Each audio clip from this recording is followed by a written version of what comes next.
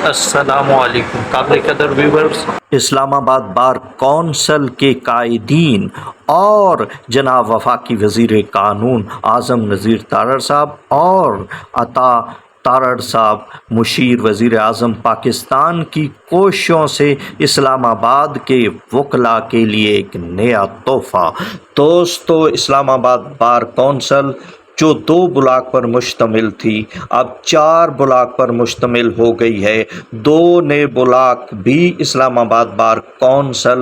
کے حوالے کر دیے گئے ہیں۔ ان تمام کوششوں میں جناب وفاقی وزیر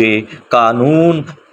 اعظم نذیر تارڑ صاحب اور مشیر وزیر اعظم پاکستان جناب عطا تارڑ صاحب کی کوششوں کو ہم سلام پیش کرتے ہیں۔ ان کی دلی کوششوں سے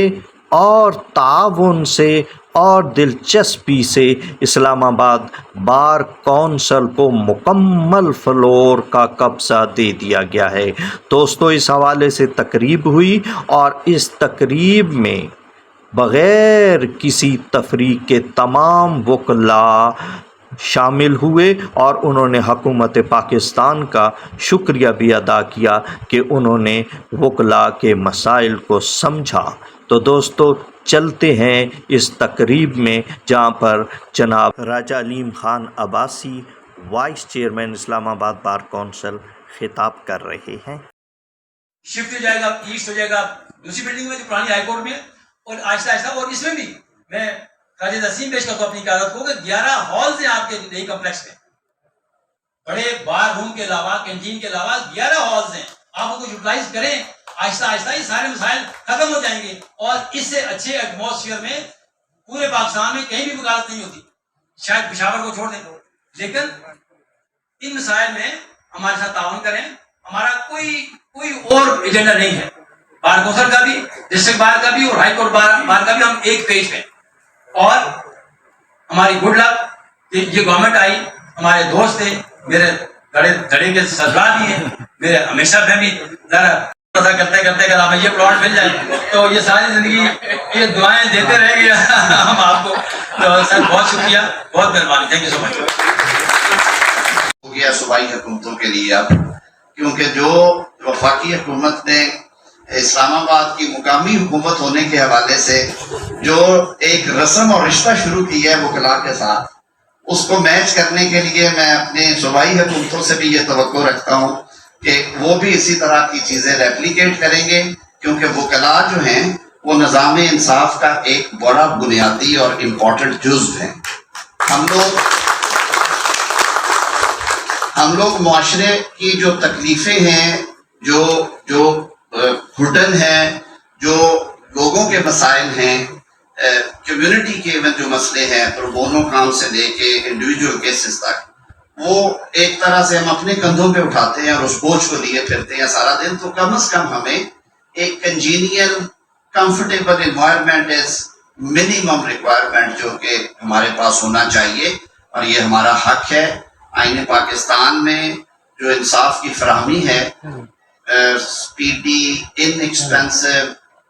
جسٹس اور فیئر ٹرائل جو ہے، یہ سارے بنیادی حقوق ہے۔ آرٹیکل 4 ہے، آرٹیکل 9 ہے، آرٹیکل 10A ہے، 14 ہے، 25 ہے،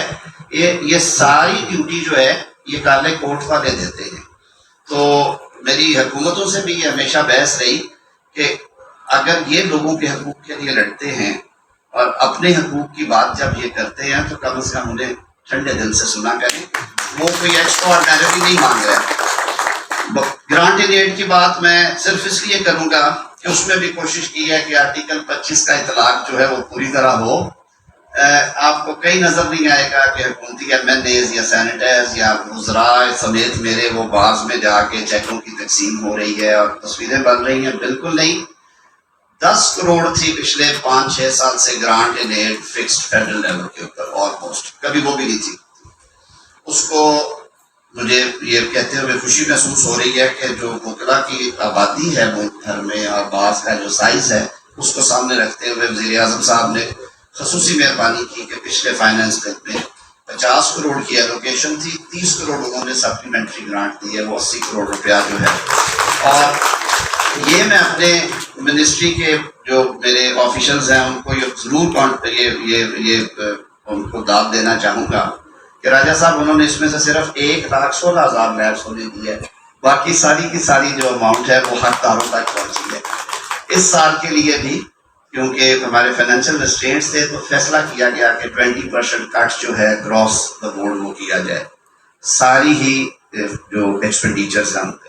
لیکن اس کے باوجود وہ ہم نے کر کے اس سال کے لیے بھی ہم تو چلے جائیں گے، لیکن آنے والوں کے لیے اور آپ لوگوں کے لیے 60 کروڑ روپیہ فائنینس بل میں جو ہے وہ سینکشنڈ ہے۔ اور چھوٹی سی اس میں سے خبر یہ ہے کہ آپ کے بار لیڈرز ماشاءاللہ بڑے ایکٹیو ہیں۔ ابھی باقی دنیا سوئی ہوئی تھی تو انہوں نے اپنے کیسز تیار کر کے وہ بھیجے ہیں، تو اسلام آباد بار کاؤنسل، اسلام آباد ہائی کورٹ بار ایسوسی ایشن اور ڈسٹرکٹ بار ایسوسی ایشن اسلام آباد کی جو گرانٹ ریٹ کے چیکس ہیں وہ میرے خیال میں پرسوں یا ترسوں آپ تک پہنچ جائیں گے اس مارکیٹ۔ باقی علیم عباسی صاحب نے، میں لمبی باتیں نہیں کروں گا، میرے سارے قائدین انہوں نے ٹائم دیا آج سب کو، بلکہ اسلام آباد کو تو یہ بھی اعزاز ہے ماشاءاللہ حاصل کہ اس دفعہ جو پاکستان بار کونسل کی سربراہی ہے وہ بھی آپ ہی کے حصے میں میرے قائد جناب ہارون رشید صاحب بیٹھے ہیں، گو کہ انہوں نے سارے اختیارات حسن رضا پاشا کو دے دیے ہوئے ہیں۔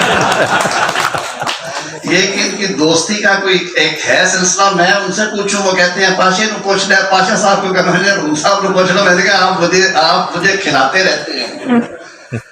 اور دوسرا انہوں نے روم صاحب کو لاہور بٹھا دیا، کہتے ہیں اسی اور پنڈی والے اسی آپ ہی کریں گے اسلام آباد پنڈی کا۔ تو بات صحیح کی ہے علیم عباسی صاحب نے کہ ہم تو ایک دوسرے کا حصہ ہیں اور ساری عمریں ہماری کٹھی گزری ہیں، کوئی چہرہ میرے لیے نیا نہیں ہے۔ شاہ جی واسی کو وہ تھوڑا گیا تو ایک اچھا اضافہ ہے جو کہ میری تو خواہش تھی کہ اسے بھی اس کام پہ ڈالوں، لیکن اسلام آباد کے وکلاء نے اور مسلم لیگ نون لائر فورم نے اللہ کی مہربانی سے عطا اللہ طارق کو دوبارہ کوٹ بھی پہنا دی ہے، کالی ٹائی بھی پہنا دی ہے، جو کہ عطا اللہ طارق نے بڑی دیر سے یہ کام چھوڑا ہوا تھا۔ ماشاءاللہ LLB آنرز ہے لندن سے عطا، اور بڑا اچھا وکیل ہے، بس ذرا سیاست میں زیادہ چلے گئے تھے، تو میں نے کہا کہ عطا جو پرپیچوٹی ہے نا وہی ٹھیک ہوتی ہے، وہیں پہ رہو جہاں پہ سارا کچھ ہے۔ تو علیم عباسی صاحب نے کہا کہ اب یہ کام اس کے ذمے ہے، اس کی بات بھی سن لیں۔ میں نے علیم صاحب کو کہا کہ آپ میرا آڈٹ کریں، پچھلے 14 ماہ میں میری طرف سے بتائیں، میں بلینز نہیں گنوں گا کہ یہ نہ ہو کہ میرا احتساب شروع ہو جائے باقی صوبوں میں۔ تو اب یہ بتائیں کہ اس کے بعد میری اب بیٹری ہو گئی ہے بالکل لال نشان سے بھی نیچے۔ تو آپ کے پاس ایک وہ سپیئر بیٹری ہوتی تھی فونوں میں، پہلے وہ پیچھے بینک ہوتا تھا ٹیلی فون کے ساتھ لگ جاتا تھا، میں نے کہا آپ کے پاس ایک فون بینک ہے، اب تھوڑی سی چارجنگ وہاں سے لے لیں۔ تو اگلے کام جو ہے آج کے بعد کے جو کام ہے وہ عطا اللہ طارق کی ذمہ ہے انشاءاللہ العزیز۔ میں اب آپ کے ساتھ مطالبہ کرنے والوں میں ہاتھ کھڑا کر کے اس کو کہوں گا کہ بھی یہ کام آپ ہمارا کروائیں۔ آپ سب دوستوں کی محبتوں کا، آپ کے پیار کا، آپ کے خلوص کا بہت بہت شکریہ۔ دین کیونکہ جانا آپ کے پاس ہی ہے تو اس لیے جو میں ہمیشہ علیم عباسی سے کہتا ہوتا ہوں کہ آپ بھائی ہیں، اور جو پرماننٹ رشتے ہیں نا انہیں عارضی رشتوں سے نہیں بدلنا چاہیے۔ میں تو اپنے گھر میں ہوں، میرے قائدین بھی ہیں، میرے بھائی بہنیں دوست احباب سارے، اور میں یقین مانیے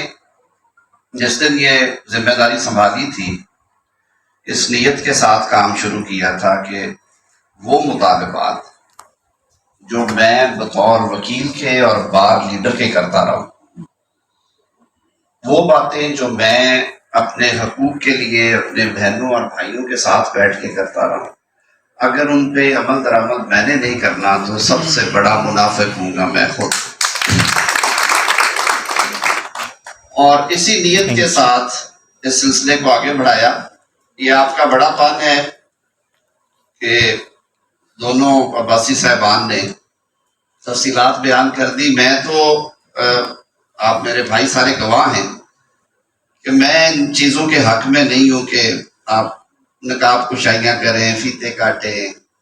سیریمنیز ہوں۔ میں اپنی پیرنٹ بار حافظ آباد میں نہیں گیا بارہا بلانے کے باوجود، ایک function Lahore high court bar کا پہلا جب میں نے اوتھ لیا تو وہ میں نے کیونکہ ایک دفعہ لاہور جانا تھا تو مجھے اٹھا کے لے گئے کہ ضرور آنا ہے، یا آپ کے پاس ایک دو دفعہ آیا ہوں. اس کی وجہ یہ ہے کہ یہ کوئی خود نمائی کے معاملات نہیں ہیں، یہ سارے آپ کے رائٹس ہیں، آپ کے حقوق ہیں، اور صرف ان کی ایک ایکویٹیبل ڈسٹریبیوشن یا ڈسپنسیشن ہونی چاہیے کہ لائرز کے لیے لائرز پروٹیکشن ایکٹ یہ بالکل میری کنٹریبیوشن نہیں ہے،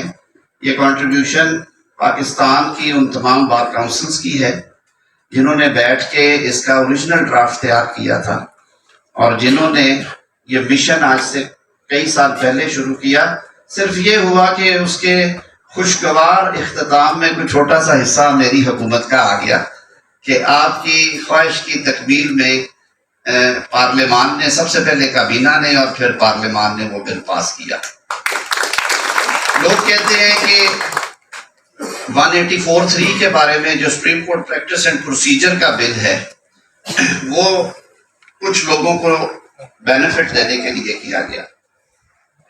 میں اس کو یوں دوں گا کہ اگر تو وہ بینیفٹ ہی دینا ہوتا تو آپ سب کو معلوم ہے، آپ وکیل ہیں، وہ صرف 184(3) کے ریویو والا جو ایک بل پرانا پڑا ہوا تھا جو بعد میں ہم نے کر بھی دیا وہ کرنے سے بھی ہو سکتا ہے.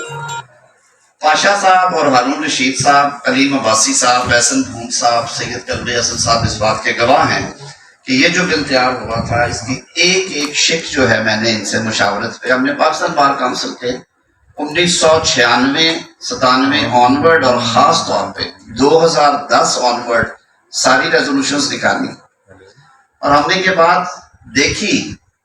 کہ یہ کیا نظام ہے کہ جہاں پہ قانون ریگولیٹ کرتا ہے ایک فرد واحد. دیکھیے آئین سب سے بالا تر ہے، آئین کے تابع قانون سازی ہے. ہم جب بات کرتے ہیں اصولوں کی، ضابطوں کی، ہم کہتے ہیں کہ every one should have read the law, every one should respect law and one should go by book. اب جب گوئنگ بائی بک کی بات ہوتی ہے تو وہ چیف جسٹس پہ بھی اتنے ہی لاگو ہوتا ہے. آئین کی پابندی تو ان پہ سب سے زیادہ میرے خیال میں لازم ہے، کیونکہ وہ جس منصب پہ بیٹھتے ہیں وہاں پہ قانون سے ہٹ کے کچھ کرنا یا قانون کا بے دریغ استعمال کرنا وہ تو اب اس کے بارے میں سوچا بھی نہیں جا سکتا. لیکن ہم نے دیکھا ماضی میں، ہم نے دیکھا کہ ہمارے قانون میں ایسی گنجائشیں موجود ہیں کہ ایک سربراہ ادارے کے آتے ہیں، ہر چیز الٹ پلٹ ہو جاتی ہے. اس کے بعد ایک دور آتا ہے، اس میں آپ کو سکون نظر آتا ہے، اس میں آپ کو اطمینان نظر آتا ہے، اس میں آپ کو تحمل نظر آتا ہے، اس میں آپ کو جوڈیشل ریسٹرینٹ نظر آتا ہے، اس میں آپ کو پیرٹی نظر آتی ہے، کنسسٹنسی نظر آتی ہے. پھر ایک دور آتا ہے، اس میں پھر پنچایتیں لگنا شروع ہو جاتی ہیں. ہر چیز، راجہ صاحب گواہ ہوں گے، راجہ اشتیاق صاحب، مجھے یاد ہے کورٹ روم نمبر 1 میں جو تماشے ہم ساروں نے مل کے دیکھے ہیں. تو کیا یہ ہمارے آئین کی منشا ہے؟ اور کیا یہ جیسے کہ خود ایک معزز جج صاحب نے لکھ دیا کہ یہ کورٹ آف لا ہے، یہ امپیریل کورٹ تو نہیں ہے، یہ بادشاہ کا دربار تو نہیں ہے، یہ ہم نے اپنے خون پسینے کی کمائی سے یہ نظام کھڑے کیے ہیں. We have contributed our blood and sweat in making these institutions. اس ادارے کی عزت کو، اس ادارے کی ساکھ کو اگر بحال کرنے کے لیے ہم قربانیاں دے سکتے ہیں تو پھر اس ادارے کی اچھی فنکشننگ کے لیے ہمیں کیوں نہیں کام کرنا چاہیے؟ ہمیں کیوں نہیں کھڑے ہونا چاہیے اور ہمیں کہنا چاہیے کہ ہمیں یہ والا ادارہ چاہیے جہاں پہ سب کو ایک جیسا انصاف ملے، ہمیں وہ ادارہ چاہیے جہاں پہ تمام 17 کے 17 جج صاحبان کے پاس ایک جیسا اختیار ہو، ہمیں ایسا ادارہ چاہیے جہاں پہ سب کو ایک آنکھ سے دیکھا جائے، سب کے لیے قانون ایک ہو. یہ نہیں ہے کہ یہ 184(3) کا کیس ہے اور باقی 6 سال پڑے ہوئے کیسز. تو یہ ساری لیجسلیشن کوئی پرسن اسپیسیفک نہیں تھی، یہ اس نیت سے کی گئی کہ ہم سے جو ماضی میں غلطیاں ہوئیں یا جو ہم نے قانون کا مس یوز ہوتے ہوئے دیکھا، ہم کسی طرح سے آنے والی نسلوں کے لیے لاس پوسٹیرٹی کے لیے بنتے ہیں، آنے والی نسلوں کے لیے ہم یہ اچھا کر جائیں، شاید ان کی زندگی آسان رہے، جو تلخیاں ہم نے جھیلی ہیں وہ آنے والے نہ جھیلیں. آج کل پھر بہت کرٹیسزم ہے کہ جی یہ مشینیں لگ گئی ہیں، دھڑا دھڑ ہو رہی ہے قانون سازی. ہاں بالکل ہے، ہمارے نظام میں یہ ایک ایشو ہے کہ آپ کاغذوں میں سارا کچھ ٹھیک کر رہے ہوتے ہیں، لیکن جب ان پہ عمل ہونا شروع ہوتا ہے وہ ٹھیک نہیں ہوتا۔ میں تو ہمیشہ یہ کہتا ہوں کہ کئی دفعہ ہم قوانین کو بھی دوش نہ دیا کریں، رویوں کا معاملہ ہے، رویے اچھے کریں، کنڈکٹ کے ساتھ چیزوں کو آگے لے کے چلیں۔ یونیورسٹیز کا قیام بہت اچھی بات ہے، ہونا چاہیے۔ اس ملک میں 24 کروڑ لوگ ہیں، ایسی جگہ جہاں پہ دور دور تک یونیورسٹیز نہیں بننی چاہیے، لیکن جس طریقے سے بل پیش کیے گئے، میں نے خود یہ بات اسپیکر صاحب سے بھی کی، چیئرمین سینٹ سے بھی کی۔ ایک میں وضاحت کرتا چلوں کہ وہ قانون بنے نہیں ہیں، اس کا ایک حصہ پروسیسز ہوتے ہیں، ایک حصہ ہوا ہے۔ حکومت نے بھی اب اس میں فوری طور پہ ہم نے ایکشن لیا ہے، سارے دوستوں کو بٹھایا ہے، پارلیمنٹیرینز کو بٹھایا ہے، اور سینٹ میں ہم نے یہ طریقہ کار طے کیا ہے کہ آپ ان کو اچھی طرح سے چھان بین کر کے وہ کیسز جن میں ہائر ایجوکیشن کمیشن کے انسپیکشن رپورٹس ہیں، جس میں این او سیز لگے ہوئے ہیں، جن کی بلڈنگ ریکوائرمنٹس پوری ہیں، جن کی زمین پوری ہے، جس علاقے کا پوٹینشیل ہے یونیورسٹی لینے کے لیے، اس علاقے میں اس خطے میں لوگوں کی آسانی کے لیے ضرور بننی چاہیے۔ دوستو، ہم اہلیان اسلام آباد بار ایسوسی ایشن حکومت وقت، خاص کر جناب میاں محمد شہباز شریف وزیر اعظم پاکستان اسلامی جمہوریہ پاکستان، اور اپنے قائدین جناب راجہ علیم عباسی صاحب،